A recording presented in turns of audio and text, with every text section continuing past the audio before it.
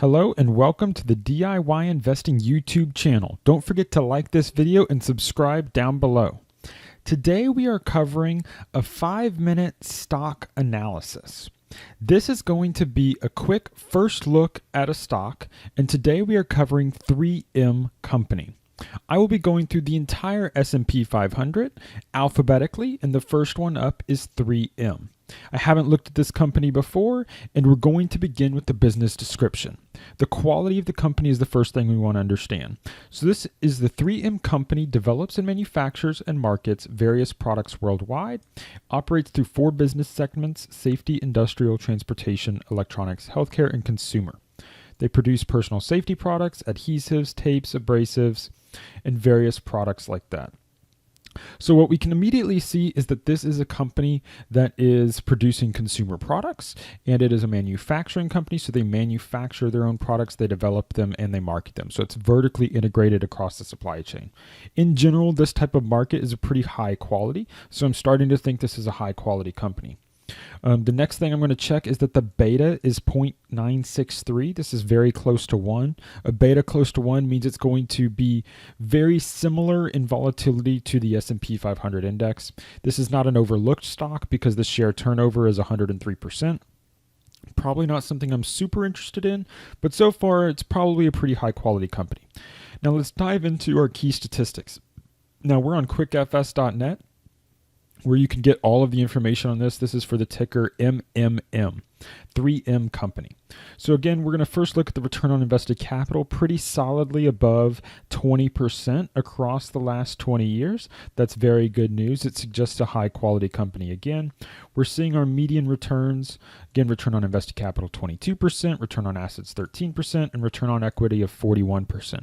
So this is just to me they're going to have some debt in their structure, and you see that in their capital structure here, that they have some debt. So they're juicing their returns with debt. But I immediately see the revenue growth is pretty low. So revenue growth of 2% over the last 10 years. This is basically a no growth company, but you have earnings per share growth of 5%. So this is either has some operating leverage, or the use of this debt is allowing their earnings per share to grow faster than revenue. PE is at 21.6. That's pretty high.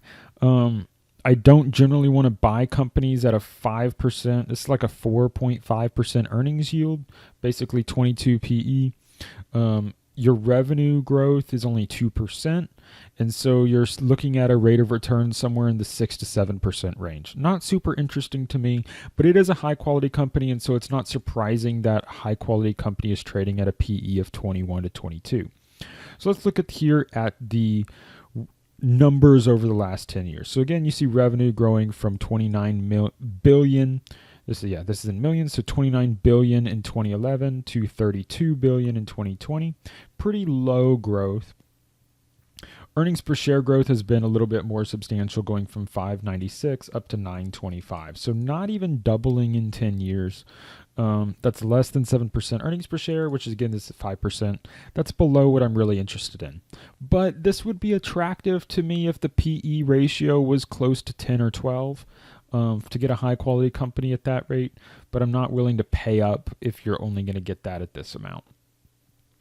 So everything looks pretty good. You have pretty high gross profits margins, 48%. Your free cash flow and pre-tax return around 20%. Again, all indicating it's a high quality company.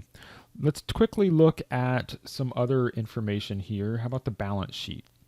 So on the balance sheet, we see total assets 47 billion and total liabilities 34 billion. So how much debt? We have 17 billion, 18 billion in debt. It's pretty high, but what's our earnings each year? So how does that compare to our cash flows? So we said we had 18 billion in debt, and our cash from operations is 8 billion. So you're about 2 to 3 times EBIT, or 2 to 3 times your cash from operations in debt. It's not unreasonable. It's somewhat reasonable debt flow. So basically we can see the income statement here again. Your gross profit 15, net income 5. So again, it's about 3 times net income on your debt. It's a reasonable debt. So what do I think of 3M? It's a high quality company. You have nice returns in terms of your median returns on assets, but it's low growth. So I wouldn't be willing to pay a PE of 22. I would probably be interested in 3M at a PE of, say, 10 to 12. So with the current stock price of 200, you're looking at maybe a stock price of 100, which would get me interested. And so that's my 5-minute overview of 3M Company. Don't forget to subscribe to this YouTube channel and click that like button below. Thank you.